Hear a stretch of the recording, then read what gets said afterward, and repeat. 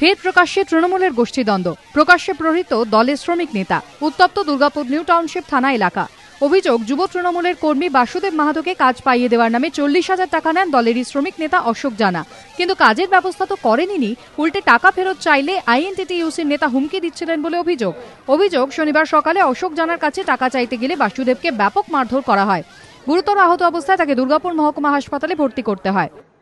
টেবিলে গেটে বসে একটা পাঁচিলের উপর বসেছিল, 2-3 জন ছেলে ছিল আমার বন্ধু।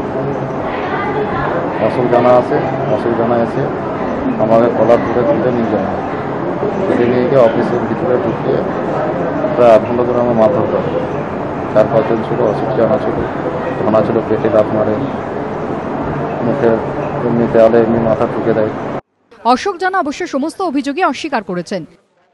এটা মিথ্যে অভিযোগ, একেবারে সম্পূর্ণ মিথ্যে অভিযোগ। সেখানে সিআইটিউ এবং আইটিসি এখানকার প্রত্যেকের সঙ্গে এবং এলাকার সঙ্গে সিআইটিউ আইটিসি এরা যেমন জড়িত আছে, আর যারা বলছে তারা সম্পূর্ণ অবৈধভাবে মিথ্যে কথা বলছে। যদি প্রমাণ থাকে নিয়ে আসুন। এদিকে যুব তৃণমূলের কর্মীরা পার্টি অফিস থেকে ডেকে নিয়ে গিয়ে অশোক জানাকে পুলিশের সামনেই মারধর করেন বলে অভিযোগ।